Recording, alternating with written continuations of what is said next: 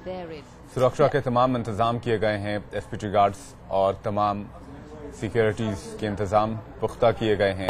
आप देख सकते हैं कि किस तरह से तमाम लोग, बड़े अधिकारी वहां पर पहुंचे हैं।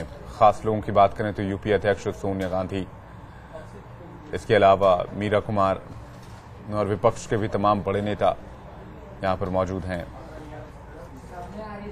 आप इस वक्त सीधी तस्वीरें देख रहे हैं। थोड़ी देर में देश के नाम प्रधानमंत्री डॉक्टर मनमोहन सिंह का संबोधन होगा। इस वक्त सेना और सुरक्षा एजेंसियों से जुड़े हुए जो तमाम आला अधिकारी हैं, उनका अभिनंदन प्रधानमंत्री ने किया है। प्रधानमंत्री के लिए, उनके भाषण के लिए एक खास बुलेट प्रूफ बॉक्स बनाया जाता है, जहां पर जाकर प्रधानमंत्री अपना भाषण देते हैं। लेकिन फिलहाल वो ध्वजारोहण करेंगे, लाल किले पर झंडा फहराएंगे। रिवाज के मुताबिक झंडा फहराने के बाद वो परेड की सलामी लेंगे और बाद में उनका राष्ट्र के नाम संबोधन होगा। इस बार सबकी निगाहें टिकी हुई हैं प्रधानमंत्री के भाषण पर कि वो क्या आने वाले समय में देश के लिए अपने विजन का बखान करेंगे या फिर अभी तक जितने मुद्दे देश में चल रहे हैं उन पर अपनी राय रखेंगे, या अभी तक जो काम यूपीए सरकार ने किए हैं उनकी बातें या चर्चा आम लोगों के सामने रखेंगे। तो जश्न आजादी की धूम है। 67 साल आजादी के पूरे हो चुके हैं। 67वां स्वतंत्रता दिवस आज हम मना रहे हैं। इस दिन प्रधानमंत्री सलामी लेता है, परेड की जाती है, स्कूली बच्चे रंगारंग कार्यक्रम प्रस्तुत करते हैं और फिर अंत में राष्ट्रगान गाकर इस पूरे कार्यक्रम का समापन किया जाता है। राजधानी दिल्ली की बात करें तो दिल्ली पहले से ही हाई अलर्ट पर है। आतंकवादी गतिविधियों की आशंका के चलते आसपास की सुरक्षा बेहद कड़ी कर दी गई है। ये सीधी तस्वीरें इस वक्त आप लाल किले से देख रहे हैं, जहां देश के कोने कोने से यहां बच्चे भी पहुंचे हुए हैं इस खास जश्न आजादी के धूम में शिरकत करने के लिए, भाग लेने के लिए। ये तमाम तस्वीरें लाल किले से सीधी आप तक पहुंच रही हैं। थोड़ी देर में देश के नाम प्रधानमंत्री का संबोधन होगा और आप देख सकते हैं कि किस तरह से बच्चे हैं यहां पर रंग बिरंगे परिधानों में और जश्न आजादी को मनाने के लिए पहुंचे हैं दूर दूर से। खास बात यह है कि प्रधानमंत्री डॉक्टर मनमोहन सिंह 10वीं बार लाल किले की प्राचीर पर तिरंगा फहराने जा रहे हैं और 10वीं बार वो देश को संबोधित करेंगे।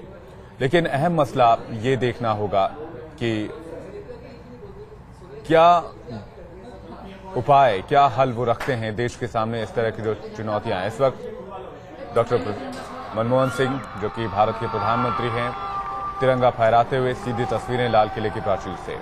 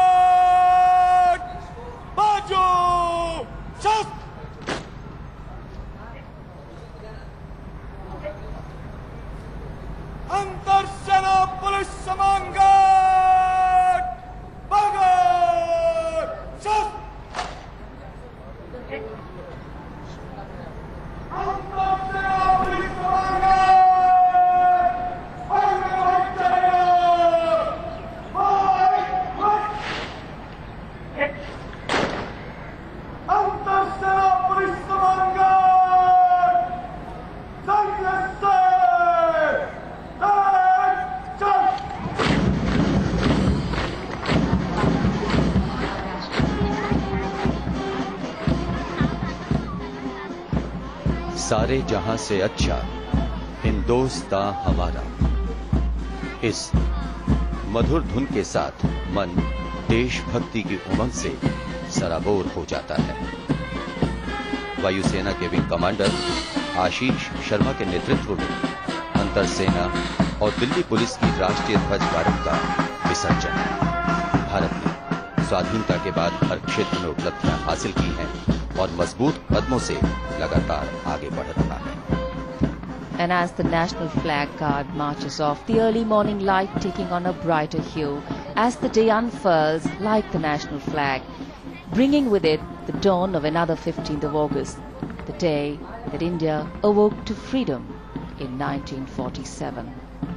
And as the guard moves off, the focus will now move to the Prime Minister, Dr. Manmohan Singh, as he addresses the nation.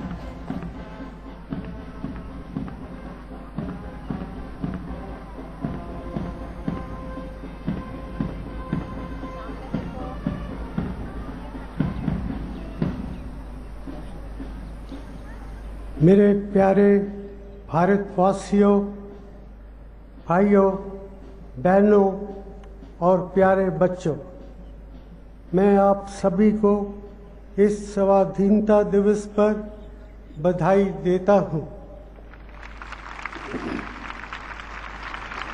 आज यकीनन ही खुशी का दिन है, लेकिन आज़ादी के इस त्योहार पर हमारे दिलों में इस बात का दर्द भी है कि उत्तराखंड के हमारे भाई बहनों को करीब 2 महीने पहले भारी तबाही का सामना करना पड़ा। हमारी संवेदना और सहानुभूति उन सभी परिवारों के साथ है जिनको जान माल का नुकसान उठाना पड़ा। मैं आज उत्तराखंड की जनता को ये भरोसा दिलाना चाहता हूँ कि इस मुश्किल की घड़ी में सारा देश उनके साथ। हमारी सरकार जल्द से जल्द लोगों के उजड़े हुए घर दोबारा बसाने और बर्बाद हुए इंफ्रास्ट्रक्चर को फिर से बनाने के लिए अपनी पूरी ताकत से काम कर रही है। उत्तराखंड में कठिन परिस्थितियों में हमारी फौज, अर्धसैनिक बलों और केंद्र और राज्य सरकार के तमाम अधिकारियों और कर्मचारियों ने आम लोगों के साथ मिलकर घिरे हुए लोगों को राहत पहुंचाने का जो काम किया है वो तारीफ के काबिल है। हम खास तौर पर एयरफोर्स, आईटीबीपी और एनडीआरएफ के उन अधिकारियों और जवानों को श्रद्धांजलि देते हैं जिन्होंने दूसरों को बचाने में अपनी जान कुर्बान कर दी। हमें इस बात का भी बेहद अफसोस है कि कल एक दुर्घटना में हमने अपनी पनडुब्बी सिंधु रक्षक आईएनएस को खो दिया। इस हादसे में 18 बहादुर नौसैनिकों के शहीद होने की आशंका है। ये नुकसान इसलिए और भी दर्दनाक है क्योंकि अभी हाल ही में हमारी नेवी ने अपनी पहली न्यूक्लियर पनडुब्बी अरिहंत और एयरक्राफ्ट कैरियर आईएनएस विक्रांत के रूप में तो बड़ी कामयाबियां हासिल की थी। हम शहीदों को श्रद्धांजलि देते हैं, साथ साथ नेवी के सफलताओं के लिए उन्हें मुबारकबाद भी देते हैं। भाइयों और बहनों, 1947 में महात्मा गांधी जी के नेतृत्व में हमने आज़ादी हासिल की। इसके बाद के अपने सफ़र पर अगर हम गौर करें तो पाएंगे कि हर 10 साल पर हमारे देश में बड़े बदलाव आए। 1950 के दशक में पंडित जवाहरलाल नेहरू जी के नेतृत्व में एक लोकतांत्रिक गणराज्य के रूप में भारत ने अपने पहले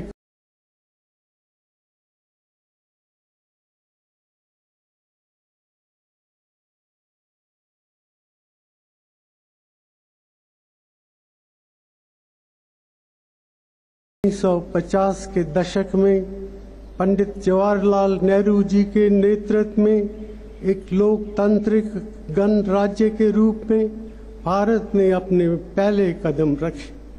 देश में एटॉमिक एनर्जी कमीशन, योजना आयोग और निर्वाचन आयोग जैसी संस्थाओं की स्थापना की गई, जिन्होंने आगे चलकर राष्ट्र निर्माण के काम में बहुत बड़ा योगदान दिया। पहली बार आम चुनाव कराए गए और देश के सामाजिक और आर्थिक विकास के लिए पहली पंचवर्षीय योजना बनाने का सिलसिला शुरू किया गया। 1960 के दशक में पंडित जवाहरलाल नेहरू जी ने नए नए उद्योग और कारखाने लगवाए, नई सिंचाई परियोजनाएं शुरू की और नए विश्वविद्यालय खोले। राष्ट्र निर्माण में विज्ञान और टेक्नोलॉजी के महत्व पर जोर देकर उन्होंने इस प्राचीन देश को एक आधुनिक राष्ट्र के रूप में विकसित करने का काम शुरू किया। 1970 के दशक में इंदिरा जी ने हमारे राष्ट्र का आत्मविश्वास बढ़ाया। इस दौरान हमने अंतरिक्ष में अपना पहला उपग्रह छोड़ा। हरित क्रांति ने पहली बार हमें अनाज उत्पादन में आत्मनिर्भरता प्रदान की। राजीव गांधी जी ने अगले दशक में तकनीकी और आर्थिक आधुनिकीकरण की प्रक्रिया शुरू की। इस दौरान इंफॉर्मेशन टेक्नोलॉजी के क्षेत्र में हमारी प्रगति की नींव रखी गई। पंचायती राज संस्थाओं के महत्व पर जोर दिया गया, जिसकी वजह से आगे चलकर इन संस्थाओं को मजबूत और अधिकार संपन्न बनाने के लिए हमारे संविधान में संशोधन हुआ। साल 1991 में हमने श्री नरसिम्हा राव जी के नेतृत्व में एक बहुत बड़े आर्थिक संकट का सामना बखूबी किया और देश की अर्थव्यवस्था को मजबूत करने के लिए आर्थिक सुधारों को अपनाया। उस समय इन सुधारों का कई राजनीतिक दलों ने विरोध किया, लेकिन ये सुधार राष्ट्र हित में थे और इसीलिए बाद में आने वाली सभी सरकारों ने उनको जारी रखा। साल 1991 से लेकर आज तक सुधारों की ये प्रक्रिया आगे बढ़ती रही है।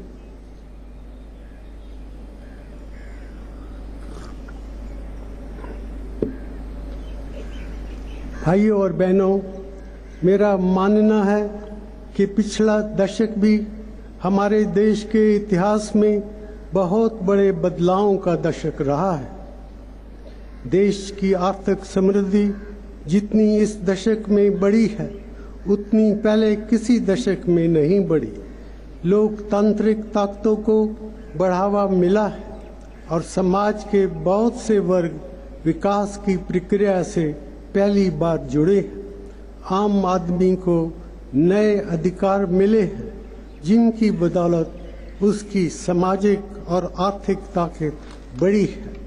भाइयों और बहनों, मई 2004 में पहली यूपीए सरकार सत्ता में आई थी। तब से लेकर आज तक हमने एक प्रगतिशील और आधुनिक भारत बनाने के लिए लगन और ईमानदारी से काम किया है।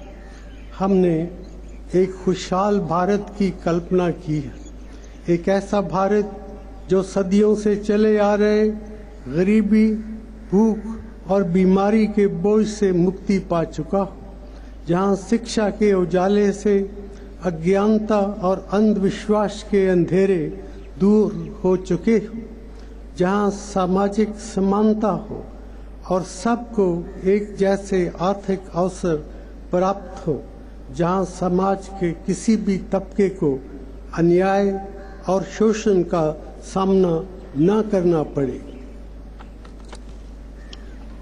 हमने एक ऐसे भारत का सपना देखा है जहां नौजवानों को रोजगार के ऐसे अवसर मिले जिनके जरिए वो राष्ट्र निर्माण के महान काम में योगदान कर सके।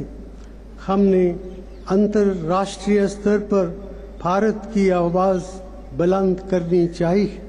हमने एक ऐसे राष्ट्र का निर्माण करना चाहा है जिसे सारी दुनिया आदर और सम्मान के साथ देखे।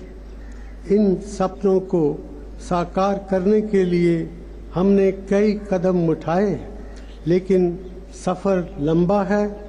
अभी बहुत फासला और तय करना है।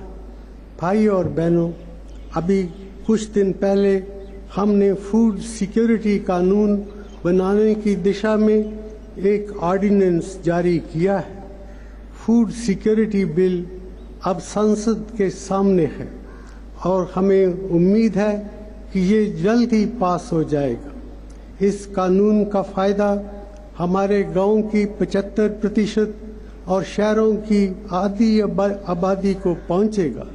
इसके तहत 81 करोड़ भारतीयों को 3 रुपए किलो चावल, 2 रुपए प्रति किलो गेहूं और 1 रुपया प्रति किलो मोटा अनाज मिल पाएगा।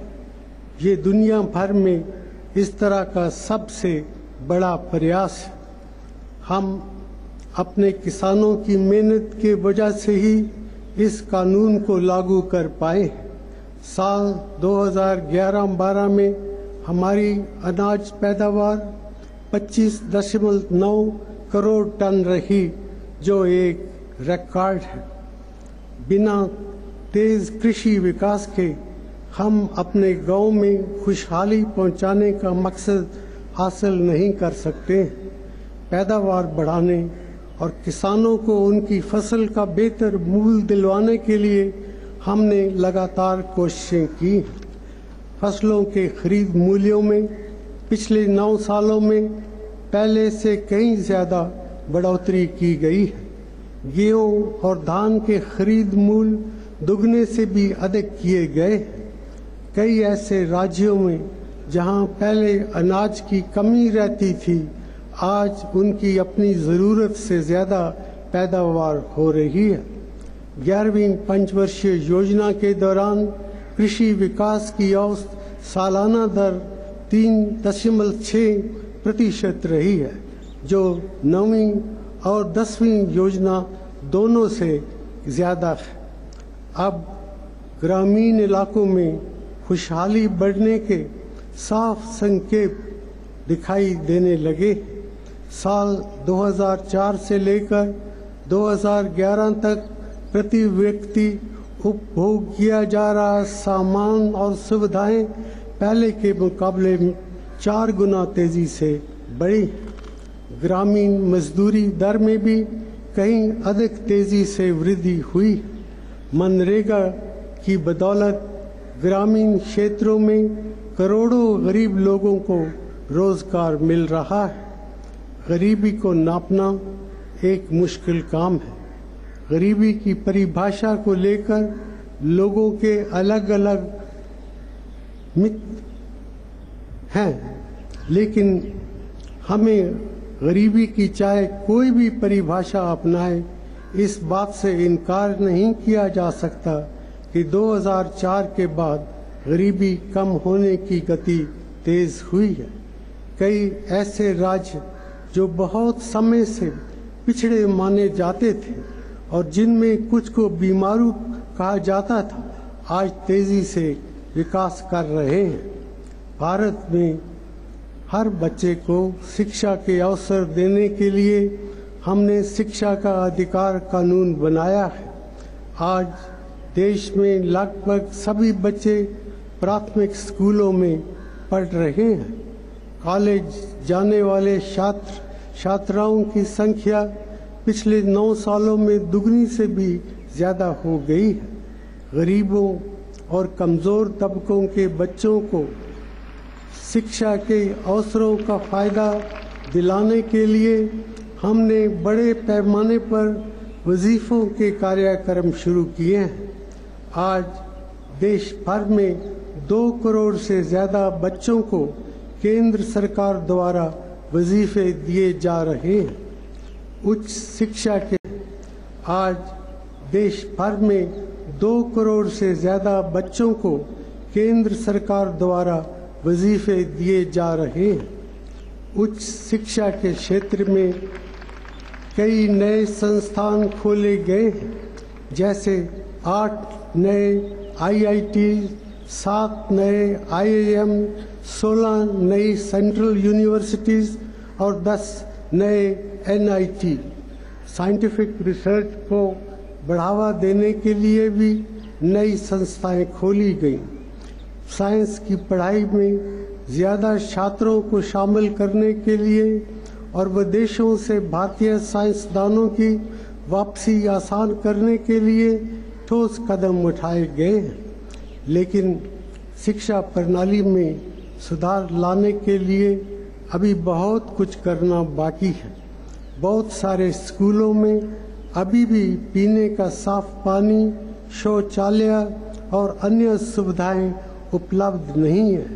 शिक्षा की क्वालिटी को बेहतर बनाने की ज़रूरत है। इसके लिए अध्यापकों की ट्रेनिंग पर ज़्यादा जोर दिया जाना आवश्यक है। मिड डे मील योजना में रोज़ करीब 11 करोड़ बच्चों को स्कूलों में दोपहर का खाना दिया जा रहा है। ये इस योजना बच्चों की पढ़ाई और पोषण दोनों के लिए बहुत फायदेमंद है, लेकिन इसको बेहतर तरह से लागू करना भी बहुत ज़रूरी है। बिहार में पिछले दिनों जो दर्दनाक हादसा हुआ वो देश में कहीं भी दोबारा नहीं होना चाहिए। 2005 में हमने राष्ट्रीय ग्रामीण स्वास्थ्य मिशन की शुरुआत की थी। इस मिशन के अच्छे परिणाम सामने आने लगे हैं। देश में मैटरनल मोर्टेलिटी रेट और इन्फेंट मोर्टेलिटी रेट दोनों तेजी से घटे हैं। पहले से कहीं अधिक बच्चों का जन्म आज अस्पतालों में होता है। टीकाकरण के प्रतिशत में भी काफ़ी वृद्धि हुई है। पिछले 2 सालों से हमारे देश में पोलियो का कोई भी केस सामने नहीं आया। हमें एक ऐसे रोग को मिटाने में कामयाबी मिली है जो लाखों लोगों को अपंग बना दिया करता था। हमारे गरीब भाई बहनों को अस्पतालों में इलाज के लिए मुफ्त बीमा सुविधा प्रदान करने वाली राष्ट्रीय स्वास्थ्य बीमा योजना अब 3.5 करोड़ परिवारों को फायदा पहुंचा रही है। हमने शहरी क्षेत्रों में भी हेल्थ मिशन लागू किया है, जिससे इन क्षेत्रों में स्वास्थ्य सेवाओं का विस्तार होगा और उनमें सुधार आएगा।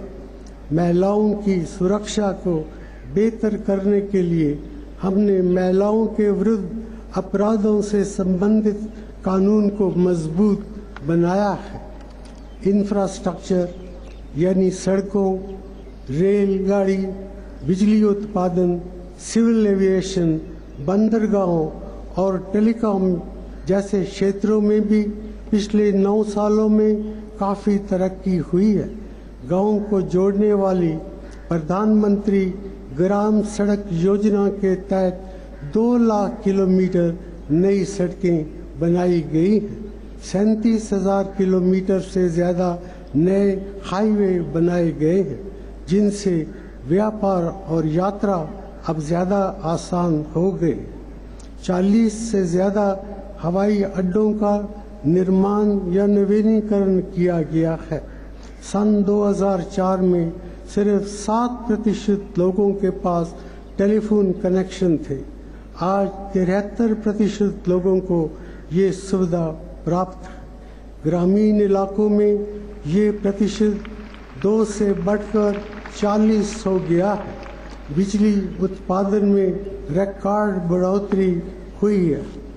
भाइयों और बहनों, हाल के महीनों में भारत की अर्थव्यवस्था के बारे में ये बात चर्चा में रही है कि पिछले साल हमारी विकास दर कम होकर 5% रह गई है।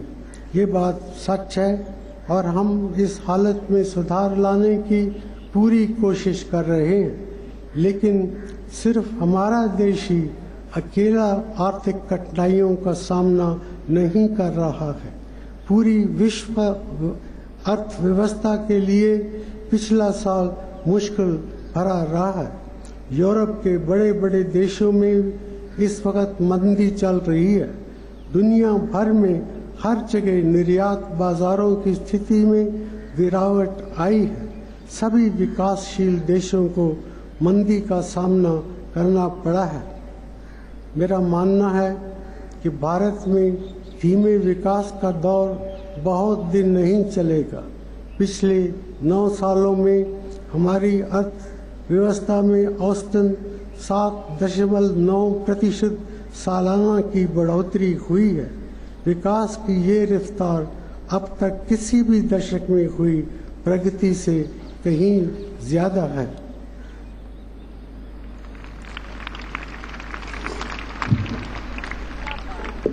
भाइयों और बहनों, आज दुनिया के देश एक दूसरे से जितना जुड़े हुए हैं उतना पहले कभी नहीं रहे। हमने अपनी विदेश नीति के जरिए ये कोशिश की है कि भारत को इस बात का पूरा फायदा मिले। दुनिया की बड़ी ताकतों से पिछले 9 सालों में हमारे संबंध लगातार सुधरे हैं। पूर्व और दक्षिण पूर्व एशिया में स्थित 10 आसियान राष्ट्रों के साथ हमारी लुक ईस्ट पॉलिसी के अच्छे नतीजे सामने आए हैं। खासकर आर्थिक मामलों में हमारी ये भी कोशिश रही है कि पड़ोसी देशों के साथ हमारी दोस्ती बढ़े, लेकिन पाकिस्तान के साथ रिश्ते बेहतर होने के लिए ये ज़रूरी है कि वो अपनी सरजमीन और अपने नियंत्रण वाली ज़मीन का इस्तेमाल भारत के खिलाफ किसी भी कार्रवाई के लिए ना होने दें। राष्ट्रीय सुरक्षा के क्षेत्र में भी स्थिति में सुधार हुआ है। 2012 में और इस साल कुछ राज्यों में सांप्रदायिक हिंसा की चिंताजनक घटनाओं के बावजूद पिछले 9 साल सांप्रदायिक सद्भाव की दृष्टि से अच्छे गुजरे हैं। आतंकवादी और नक्सली हिंसा में भी कमी आई है, लेकिन राष्ट्रीय सुरक्षा के संबंध में हमें लगातार सावधानी बरतने की जरूरत है। समय समय पर हो रहे नक्सली हमलों को पूरी तरह रोकने में हम सफल नहीं हो पाए हैं। छत्तीसगढ़ में पिछली 25 मई को जो नक्सली हिंसा हुई वो भारत के लोकतंत्र पर एक सीधा हमला था। भारत और पाकिस्तान के बीच नियंत्रण रेखा पर हाल ही में हमारे जवानों पर कायरतापूर्ण हमला किया गया। इस तरह की घटनाओं को रोकने के लिए हम हर मुमकिन कोशिश करेंगे। भाई और बहनों, सरकार के काम को ज़्यादा संवेदनशील, पारदर्शी और ईमानदार बनाने के लिए हमने कई महत्वपूर्ण कदम उठाए हैं। इनमें से मैं सिर्फ 2 का जिक्र यहाँ करना चाहूँगा। RTI कानून के जरिए आम आदमी को अब सरकारी कामकाज के बारे में पहले से कहीं ज़्यादा जानकारी मिल रही है।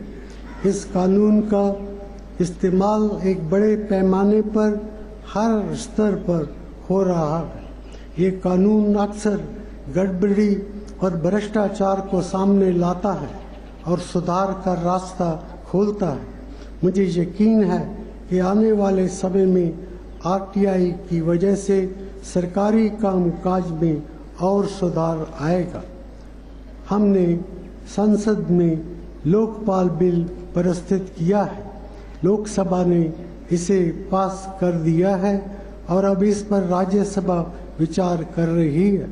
ये कानून हमारी राजनीतिक व्यवस्था को साफ सुथरा बनाने की दिशा में एक बड़ा कदम होगा।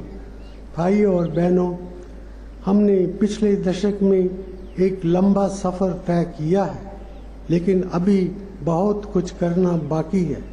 बदलाव का जो सिलसिला हमने शुरू किया है उसे आने वाले वक्त में जारी रखा जाएगा। जैसा कि मैंने पहले भी कहा है, तेज आर्थिक विकास हमारे